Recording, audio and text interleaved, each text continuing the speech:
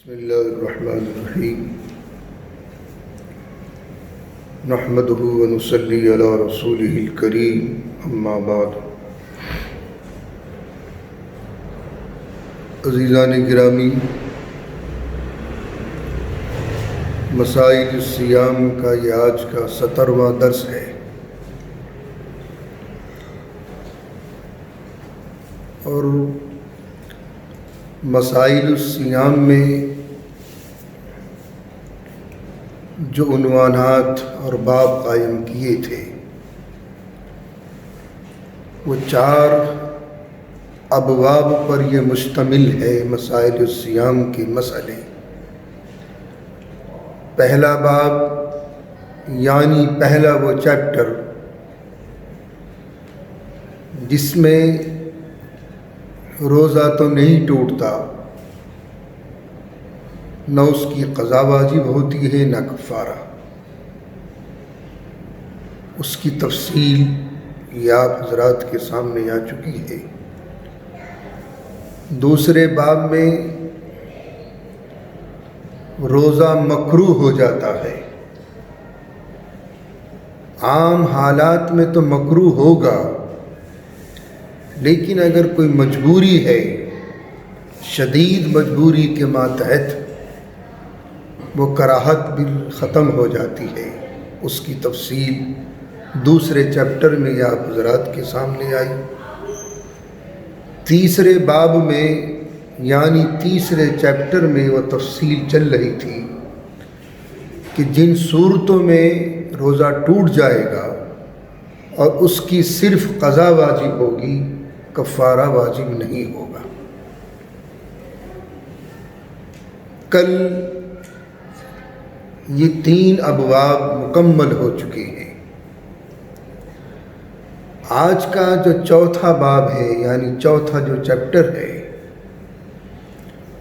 اس کا عنوان ہے کہ ان صورتوں میں روزہ ٹوٹ جائے گا، قضا بھی واجب ہوگی، کفارہ بھی واجب ہوگا۔ پہلے تو قضا اور کفارے کا مسئلہ ذہن نشین فرما لیں۔ اگر کسی نے قصداً روزہ توڑ دیا، جان بوجھ کر روزہ توڑ دیا بغیر کسی عذر شرعی کے، وہ تو روزہ ٹوٹ گیا، اس روزے کی قضا بھی واجب ہے، کفارہ۔ کفارے کا مطلب ہے کہ 60 روزے کفارے کے اور 1 روزہ قضا کا، یعنی 61 روزے مسلسل رکھنے پڑیں گے، پے در پے،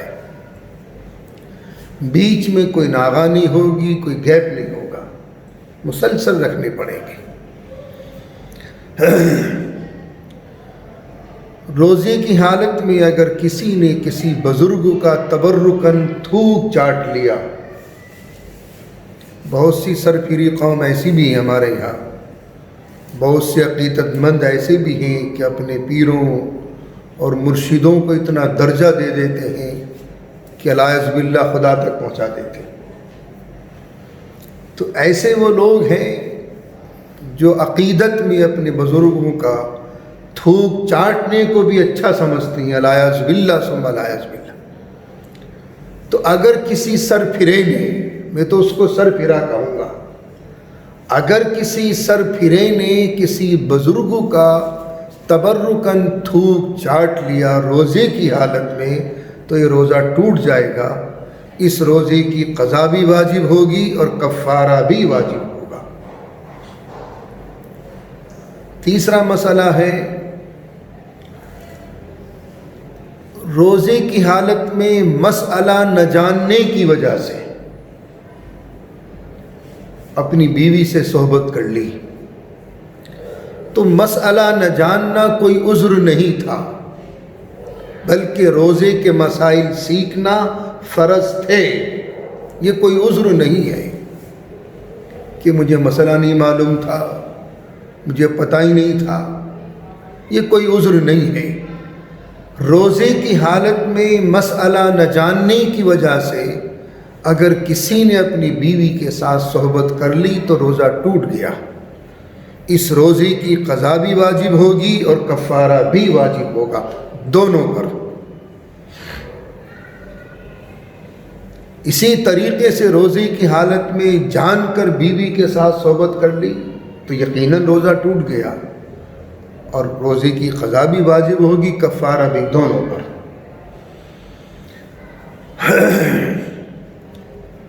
دوسرا میں نے عنوان شروع کیا تھا زکوٰۃ کے تعلق سے۔ زکوٰۃ کی واجب ہونے کی شرطیں پچھلے دروس میں آپ حضرات کے سامنے آ چکی ہیں۔ زکوٰۃ کے تعلق سے نصاب اور نصاب کا جو معیار ہے وہی قیامت تک رہے گا، یہ تفصیل بھی آپ حضرات کے سامنے آ چکی ہے۔ تولوں کے اعتبار سے، گراموں کے اعتبار سے کتنا سونا کتنا چاندی یہ بھی آپ کے سامنے آ چکی ہے۔ زکوٰۃ کے تعلق سے آج ایک مسئلہ اور ذہن نشی فرما لیں۔ کسی کے پاس تھوڑا سا سونا ہے، تھوڑی سی چاندی ہے، نہ سونا نصاب تک ہے نہ چاندی نصاب تک ہے۔ اگر ان دونوں کو ملا کر،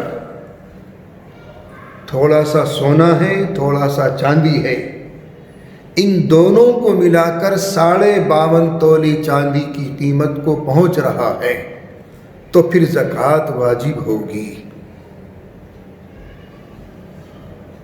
نہ 7.5 تولے سونا نہ 52.5 تولے چاندی، دونوں تھوڑے تھوڑے ہیں، لیکن اگر ان دونوں کو ملا کر اس کی قیمت 52.5 تولے چاندی کو پہنچ جاتی ہے تو پھر زکوٰۃ واجب ہو گئی۔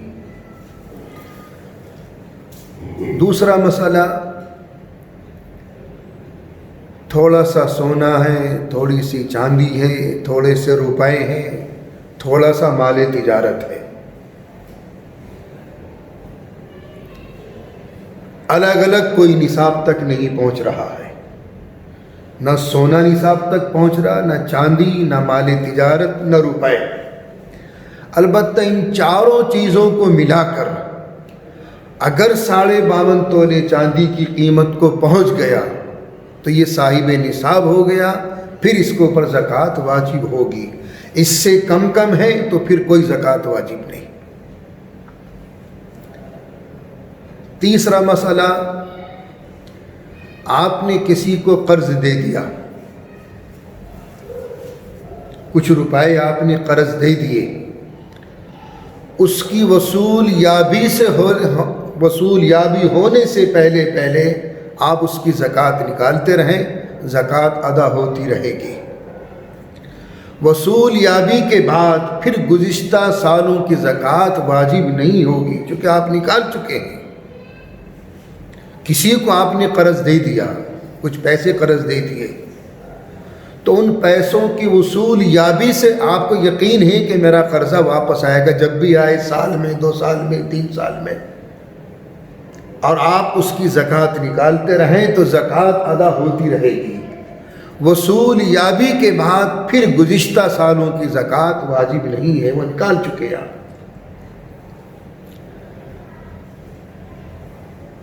تیسرا عنوان ہے اعتکاف۔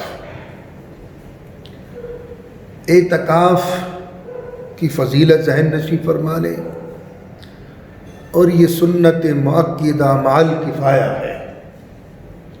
محلے میں سے، بستی میں سے، گاؤں میں سے، قصبے میں سے کوئی ایک بھی آدمی بیٹھ گیا اللہ کے گھر میں آن کر ایک کونے میں، تو سب کی طرف سے یہ سنت ادا ہو گئی۔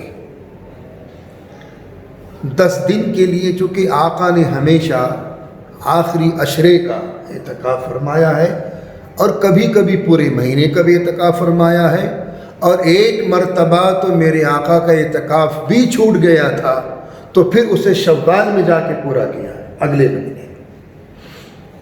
بہرحال